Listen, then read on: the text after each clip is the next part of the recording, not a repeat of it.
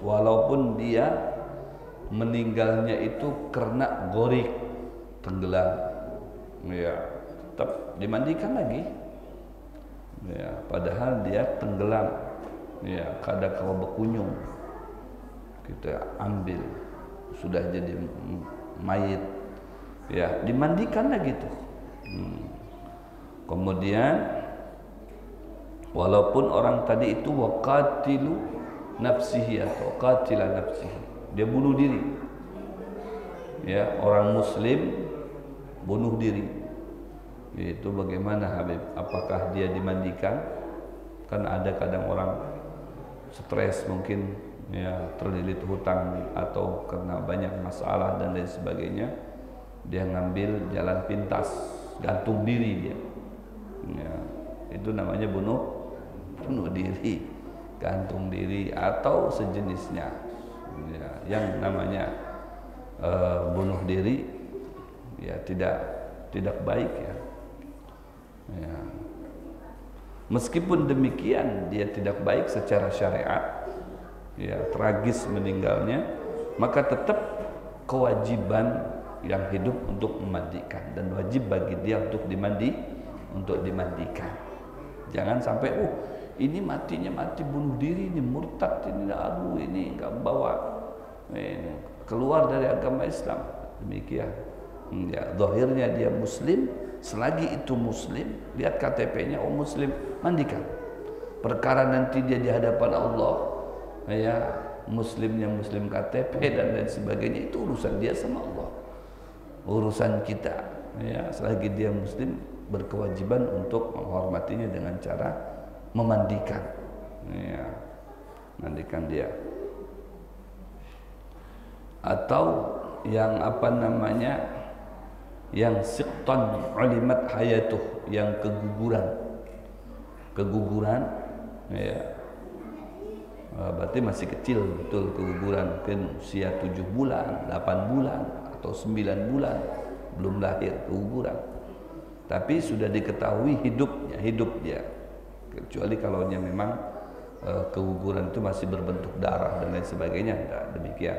Tapi ini sudah berbentuk manusia, ya, keguguran, ya, dan hidup, maka itu wajib juga dimandikan, ya. Kecuali yang tidak wajib dimandikan itu adalah orang yang mati syahid. Mati syahid, tapi syahidnya betul-betul syahid, bukan sangit, bukan, ya. Mati syahid artinya di medan peperangan, dan perangnya pun melawan musuhnya Allah yang memerangi kafir kebanyakan. Tapi kafir ini ada beberapa bagian, tidak semua kafir harus kita perangi, enggak. Jadi ada kafir itu kafir zimmi, ya, ada kafir harbi. Kalau kafir dia memerangi kita, ya kita perangi gitu, karena dia memerangi. Begitu juga di zaman Rasulullah SAW, ya, selagi mereka baik, Bani Nadir baik, ya, nurut, tidak berkelahi, ya, tidak bikin masalah, ya, damai-damai aja, toleransi, kita nggak boleh memerangi meskipun mereka minoritas, gitu, tidak diperangi, mereka hidup sejahtera, aman, damai, sentosa. Tapi begitu dia memerangi, mulai bikin gerakan, ya, ada penyerangan terhadap muslimin, maka diperangi lagi sama pasukan Rasulullah.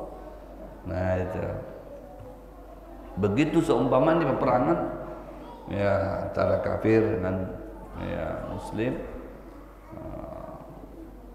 meninggal di medan peperangan tersebut, ya, maka, ya, tidak diwajibkan untuk dimandikan, tidak wajib itu dimandikan, langsung kubur, karena matinya mati syahid. Ya.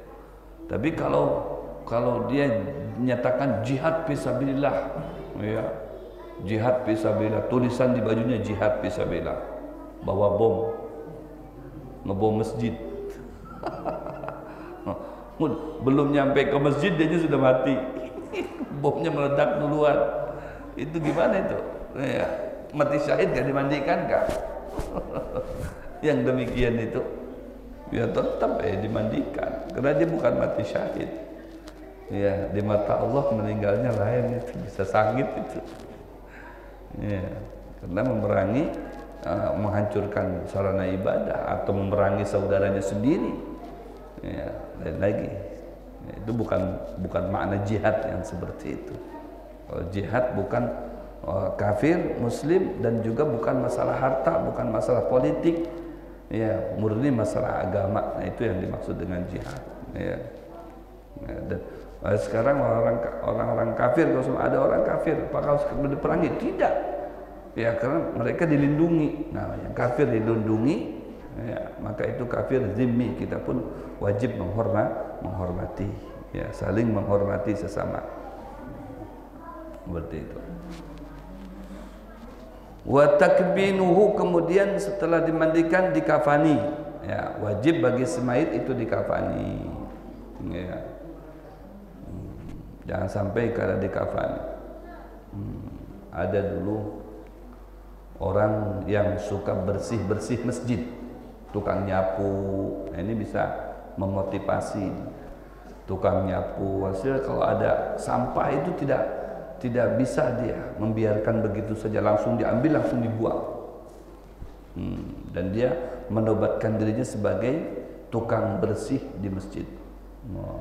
Akhirnya dia berwasiat kepada anaknya, nak, kalau nanti ya aku mati, tolong, ujar si Kuitan tadi dengan anaknya, kapani aku dengan baju yang biasa aku gunakan untuk bersih-bersih masjid, supaya itu baju nanti akan menjadi saksi di hadapan Allah.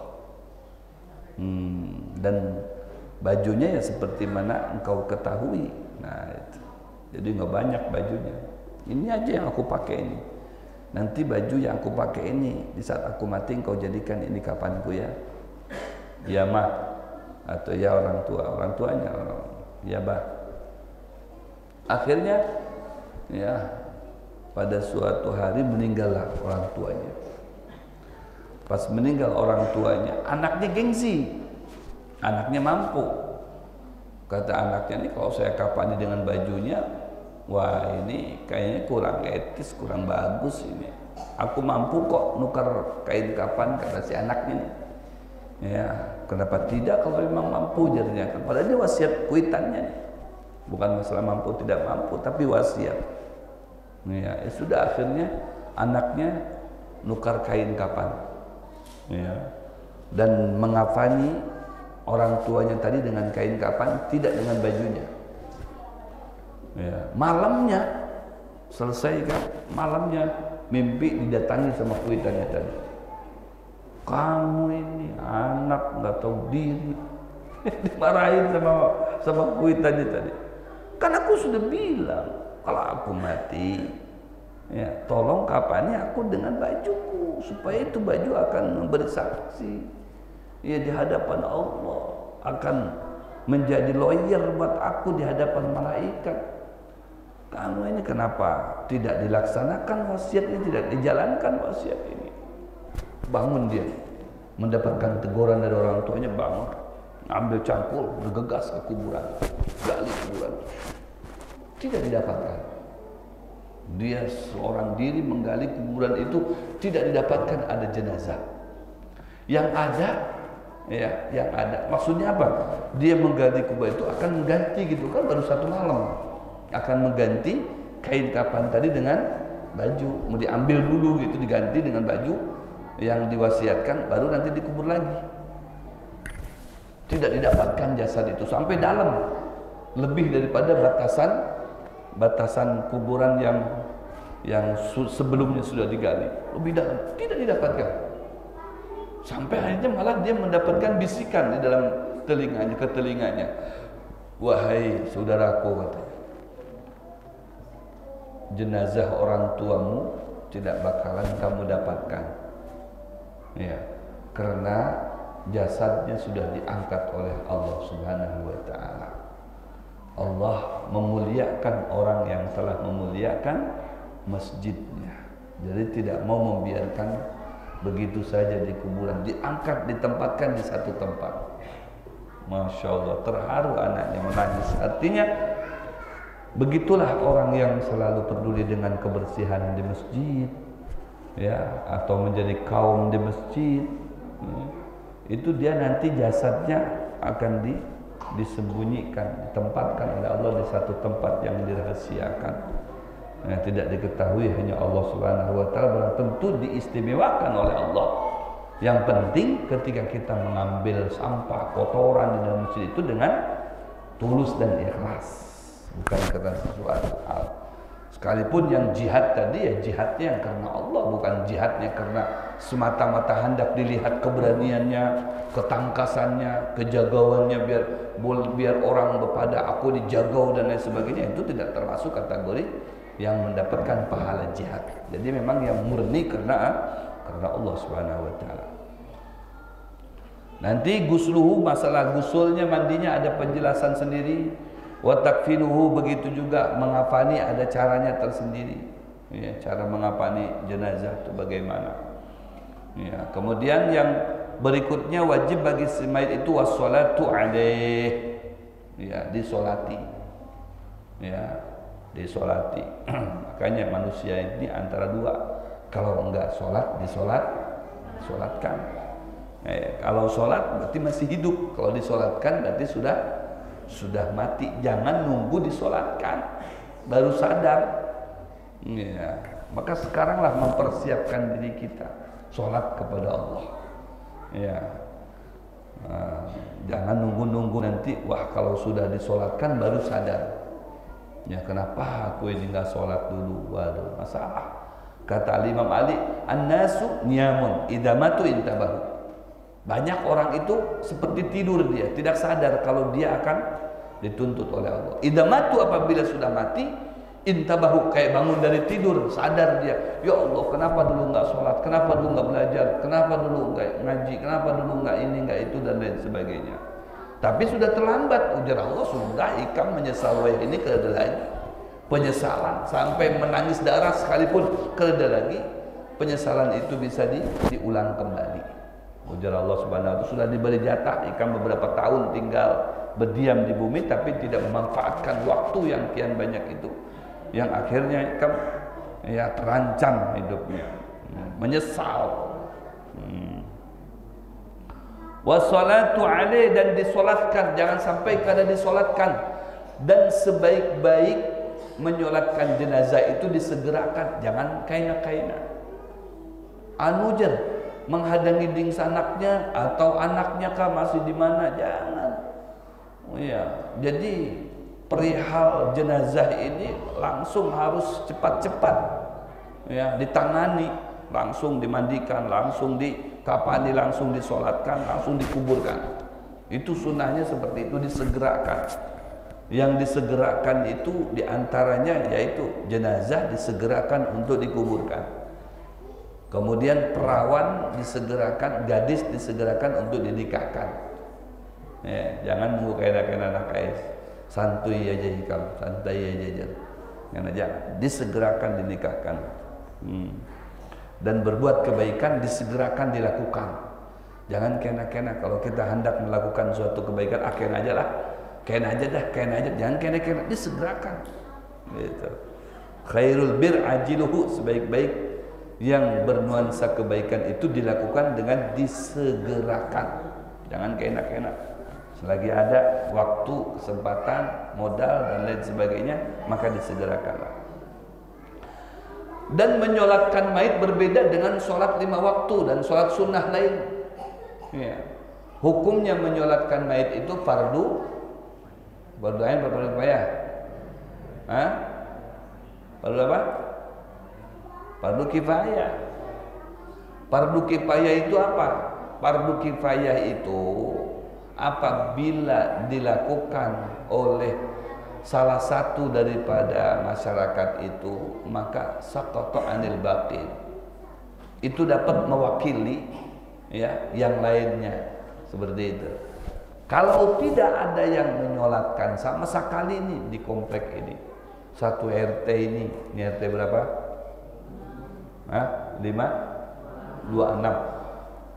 Masyarakat RT 26 ada yang meninggal karena mungkin ini seumpama ya, profilnya orang itu bocil atau latar belakangnya kada baik sehingga pas meninggal itu dibiarkan begitu saja. Kada usah gini sembahyang kan, mucil bener orang itu. Kita huntalkan ke Sungai Makam aja biar dimakan iwak di sana. Sadis benar. Kada mau menghiraninya, dibiarkan begitu saja. Satu masyarakat RT 26 itu dosa seberatanya. Dosa seberatanya. Ustadznya Bib dosa juga seberatanya. Ustadznya dosa. Nah, itu namanya fardu kifayah. Kalau tidak ada yang mewakili untuk menyolatkannya, melakukannya, maka dosa seberatanya. Jika ada orang yang kada purun, biarkan aja orang yang kada mau menyolatkan, aku mau menyolatkan. Ya, aku ajak kekawalanku, ajaklah kekawalan 1-2 ikum. Ketika dia menyolatkan, maka dosanya yang satu masyarakat tadi itu diangkat oleh Allah, dibersihkan kembali, tidak jadi dosa. Tidak ada dosa lagi. Kenapa? Diwakili sama 1-2 ikum tadi itu. Itu namanya fardu kifayah. Ya. Tapi berbeda dengan sholat fardu yang 5 waktu itu seperti duhur, asar, maghrib, isya, subuh. Itu tidak ada kifayah. Kalau yang jenazah tadi, kamu aja dah sembahyang sana, aku kena-kena aja dah. Tapi kalau fardu ain tidak bisa demikian. Harus namanya fardu ain itu fardu di setiap individu manusia. Setiap person, setiap orang wajib melakukan. Tidak bisa dititip-titipkan. Rip, mau kemana Syarif? Mau sholat subuh nih, nitip ya? Udah bisa nitip sholat. Nitip makanan bisa, nitip sholat. Aku titip sholat subuh ya. Karena pas duhur nanti aku sembahyang, pian hendak bertitip kada bapak. Main nitip-nitipan tidak bisa sholat. Ya, kalau yang fardu kifayah tadi cukup 1-2 ikum, yang lain sudah terselamatkan. Tapi fardu ain tidak bisa, harus semuanya yang namanya sudah dikategorikan baligh, dia berhak dan wajib untuk melakukannya. Sholatnya berbeda dengan sholat 5 waktu. Kalau sholat 5 waktu ada rokaatnya. Ya, subuh rokaatani, maghrib salah rokaat, kemudian isya 4 rokaat, duhur 4 rokaat, asar 4 rokaat. Tapi jenazah tidak ada pakai rokaat. 4 takbirat, 4 takbiran. Ya.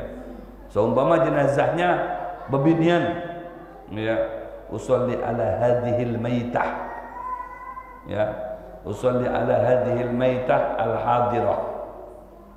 Sengaja aku sholat jenazah yang hadir, ini ngarannya siapa? Ya, fulanah binti fulan 4 takbirat fardu kifayatin, ya, imaman lillahi ta'ala, Allahu akbar. Nah, jangan 4 rakaat. Nanti beralasan pulang. Kenapa pian 4 rakaat? Biasanya kan 4 takbirat, 4 takbiran aja, ini 4 rakaat. Mayitnya banyak dosanya. Makanya pakai ruku, pakai sujud, pakai rakaat. Karena kalau kada pakai rakaat, takut si mayit kada diampuni dosanya oleh Allah. Makanya aku pakai rakaat saja ya. Padahal bumul itu. Kada mengerti, kada tahu. Yang ngarannya sholat jenazah itu kada ada rakaatnya, cuman 4 takbiran aja. Allahu akbar, 4 takbirat. Baca pertama surat Al-Fatihah, waladhdallin. Yang kedua, Allahu akbar, sholawat. Allahumma sholli ala sayyidina Muhammad wa ala ali sayyidina Muhammad. Kama shallaita ala sayyidina Ibrahim wa ala ali sayyidina Ibrahim, barik ala sayyidina Muhammad wa ala ali sayyidina Muhammad. Kama barakta ala sayyidina Ibrahim wa ala sayyidina Ibrahim fil alamin innaka Hamidum. Sholawat Ibrahimiyah. Ini sholawat yang warid itu dari Rasulullah. Ya, ada menyatakan itu afdalnya sholawat.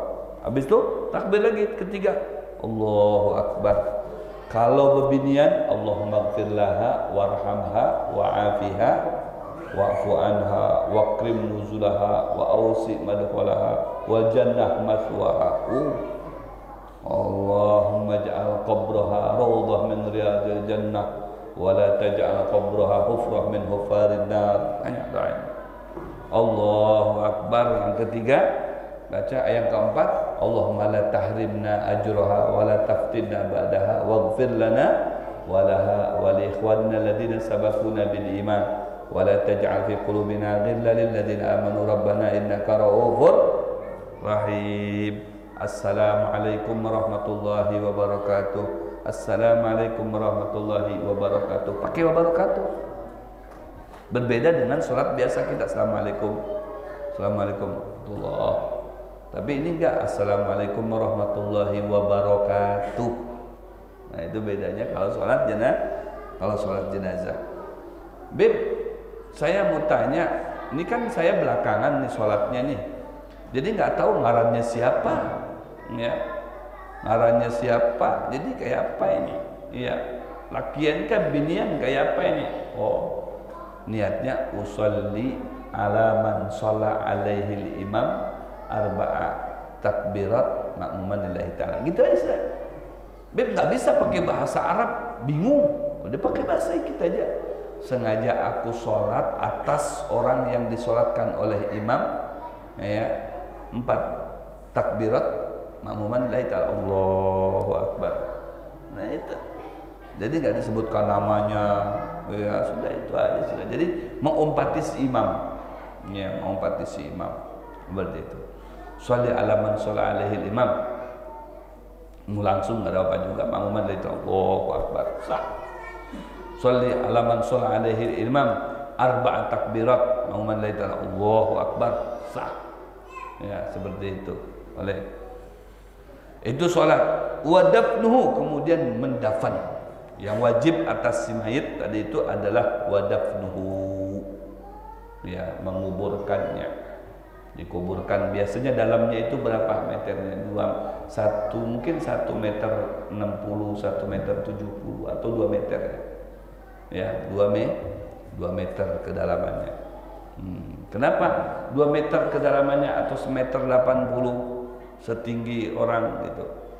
Ya, karena ditakutkan nanti digali sama anjing atau binatang buas dan lain sebagainya, makanya didalami kuburannya.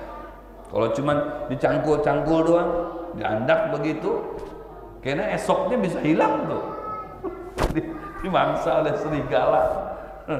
Jadi subhanallah, manusia itu terhormat, ya kan? Masya Allah, luar biasa. Sampai matinya aja begitu. Ya, diazani, diiqomati, ya kan? Ya, di dalam itu ada keluarganya yang mengazankan, yang mengiqomahkan, dan membawanya, memasukkan ke kuburannya juga nggak sembarangan. Tangkap. Diuntal, ditangkap ya. Jenazahnya diuntalkan, nah begitu. Tapi kepalanya dulu dihadapkan ke kiblat, diciumkan ke tanah. Masya Allah, kan begitu. Kemudian waqala, orang yang membawanya tadi itu Bismillahi wa ala millati Rasulillah. Bismillahi wa ala millati Rasulillah. Palanya dulu, jangan ini ditangkap ini kakinya dulu nih. Palanya dulu tangkap, baru dimiringkan, dihadapkan ke kiblat. Begitu. Dibuka bagian kepala, talinya tuh ini sini dibuka. Supaya diciumkan ke labin, namanya ada labin, ada tanah di situ. Iya, bahwasanya kita diciptakan dari tanah kembali ke tanah. Jadi harus cinta dengan tanah tuh, jangan sembarangan. Makanya jangan bekamih sembarangan. Ya, jangan juga berbuat zalim dengan tanah itu, main ngambil tanah orang. Nah, itu nanti akan nuntut dia. Ya, kalau kita berbuat zalim dengan tanah di saat kita di kuburan, maka kita bisa dihimpit sama tanah tadi itu. Wah, ini suka ngambil kaplingan orang dia. Nah, atau menzalim. Jadi ada etika buat baik dengan tanah tadi itu supaya tidak dihimpit sama tanah tadi. Ya, Bismillahi wa ala millati Rasulillah. Kemudian kuburannya itu ada dua macam, kan kuburan tuh. Ya, 1 meter kali 2, bawahnya 2 meter atau 1,80 meter. Ya, ada namanya lahat. Lahat itu ya setelah dikupas, digali, ya dibikin lagi cengkukan di dalamnya. Nah, itu lahat namanya. Jadi mayat, bayangkan, pian coba bayangkan seberapa sih luasnya itu tempat manusia berdiam di situ. Mau dia siapakah? Ya pasti seperti itu. Oh ya, mungkin di dalam peti lebih serem lagi dalam peti ditutup. Allahu Akbar, gak bayangin. Dan dimasukkan ke dalam, udah begitu masuk, dihadapkan ke kiblat, ya diciumakan ke tanah. Ini sempit betul gitu. Gak ada ruang sama sekali untuk kita nongkrong, bonjol. Gak ada. Apalagi mau begini-begini tuh kada bisa. Nggak ada ruang sama sekali, sempit. Jadi tutup lagi, sudah digali, kemudian ditutup lagi pakai papan atau pakai bambu. Ya, kemudian pakai tanah yang dikepal-kepal dari itu supaya papannya tidak gugur. Bawah-bawah. Sampai celah-celahnya aja kan ada, coba bayangkan. Ngeri juga. Celahnya itu udah ada. Mungkin wasiat, nak tolong naklah kalau aku mati diandap ya ukuran 5 watt barang supaya tarang aku ini. Tidak bisa, ya tidak bisa. Itu ada batasnya. Mati juga kena kan. Oh malah kepanasan siap. Ya Allah, coba bayangkan. Dan itu pasti. Barangkali mungkin itu hanya orang-orang tertentu saja seperti itu. Kada, pasti. Ini yang duduk ini sebelahan di sini pasti akan mengalami itu. Dikubur, masukkan ke dalam. Bismillahirrahmanirrahim. Bismillahirrahmanirrahim. Tangkap di bawah. Ya, sambil menangis anaknya, cucunya, membuka ikatan bagian di atasnya, dibuka bagian wajahnya, diciumakan ke tanah tadi itu. Allah, di terakhir mama, abah, ya Allah. Ya. Maka ulama ada mengajarkan kalau memang ada anaknya ya yang masuk ke dalam, ambil tanah segempal tanah, bacakan inna anzalnahu fi lailatul qadar wa ma adraka ma lailatul qadar sampai akhir selesai. Diandaknya di situ, di bagian awak si mayit tadi itu, tadi kepalanya atau di bagian atas itu akan meringankan ya dari bacaan itu. Dia akan memberikan persaksian itu kepada si mayit tadi itu. Ya Allah ya Rabbi, ngeri juga itu ya. Ya, sudah sempit, kadang ya habis itu ditinggalkan lagi.